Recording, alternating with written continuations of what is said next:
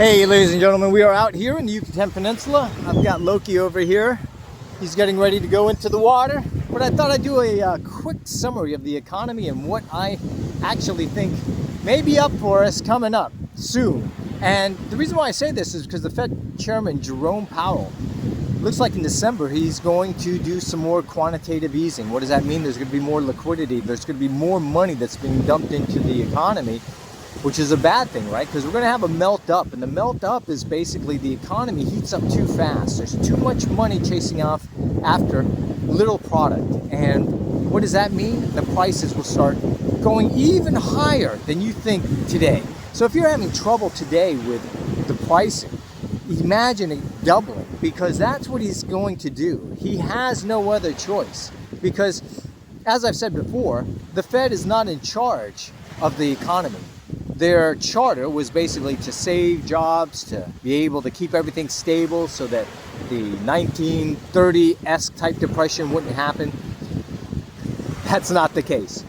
That is not the case, and that's why I'm going to give you what my opinion is, because, hey, if Jerome can make a guess, I can make a guess too. And right now, the repo market, which is basically the interbanking lending, banks to banks, they lend to each other, they're having trouble. It's very similar to what happened in 2019. And like 4 or 5 months later, we had COVID. Coincidence? Convenience? Who knows?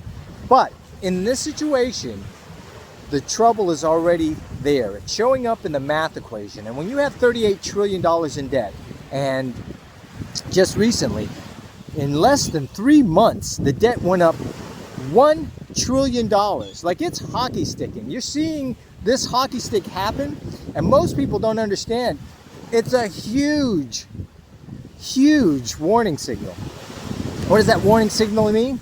Well, they have to do something to get everybody from looking at them, because you cannot vote your way out of this. Some people think, oh, this guy, he's going to help the economy. He's the one that's going to save us. Look, they're all not working for you, okay? Republican, Democrat, they're all spending your money, misallocating it. And let's be honest, their job isn't to serve you. It's to serve their lobbyists, their investors, the people that contributed to them and will contribute to their campaign on the next election, right? And unless you gave them the $1 million from such and such corporation, they're not answering to you. I don't understand why people don't get that, right? But you keep going into that 4-year cycle. This time, the guy's gonna be better. Well, if it turns out that they release the files, you're gonna find out how the world really works, right? And you're gonna find out that maybe the Epstein files, that in 30 years, it wasn't a real economy. It wasn't a real world, for that matter. People were getting blackmailed or given favors to do the things that occurred the last 30 years. And imagine your representatives were just a bunch of manipulated assholes, right? All these wars and all these things were fought just because somebody was on the list. So, what I'm trying to say, to get back to the economy, is it is going to get more expensive. Take a look. Loki loves the surfing. Just about as much as I do, but he goes in there even more than I do. Can you imagine that? Anyway, so it's going to get a lot more expensive. And if you're not positioned for what's about to happen with the pricing skyrocketing, I'm talking about healthcare, I'm talking about insurance, I'm talking about taxes. Speaking of taxes, I just had to pay my property tax in Florida. Holy crap, what the heck is going on there? Property tax is basically unrealized capital gains, right? Because you didn't make that profit. They just said, now your property is worth this much, you got to pay X amount more dollars.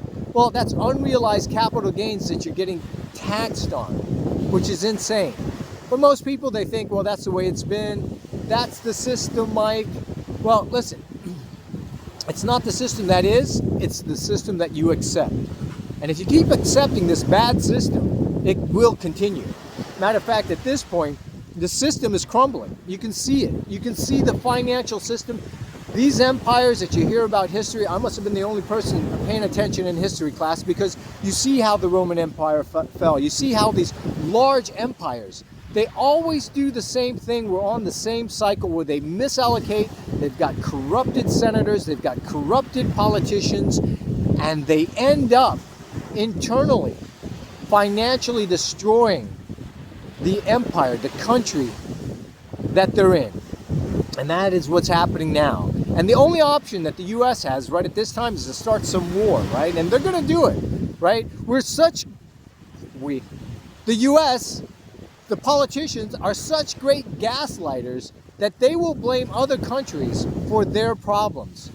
They will say, well, the U.S. is so free that they hate us for our freedom. And the citizens of the U.S. will believe that bullshit.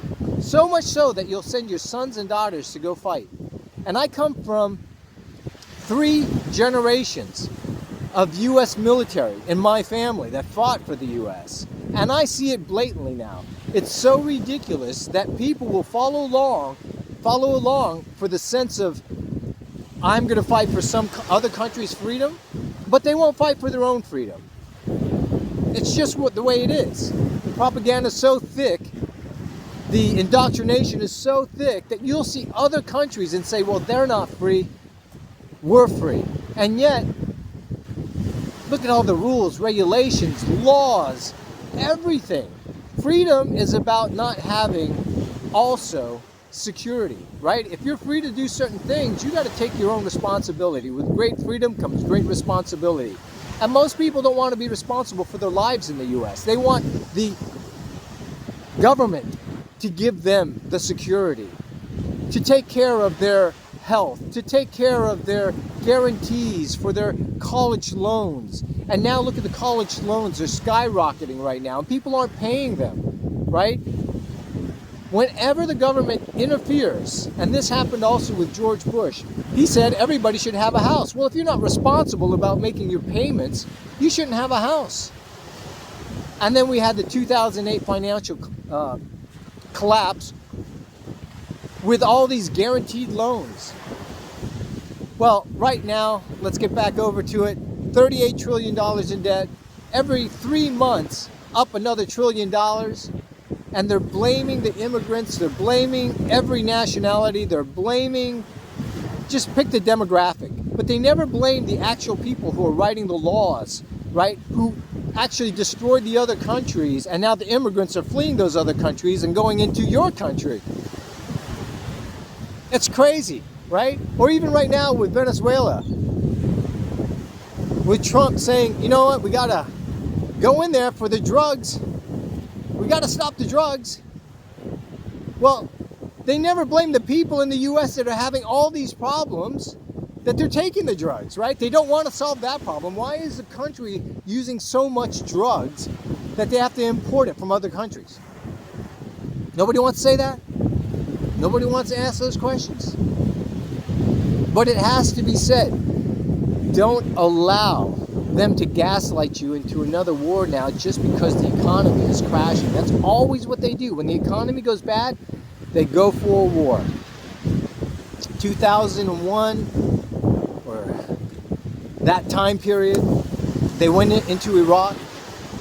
None of the people that were on the plane were Iraqi. How come people don't know that?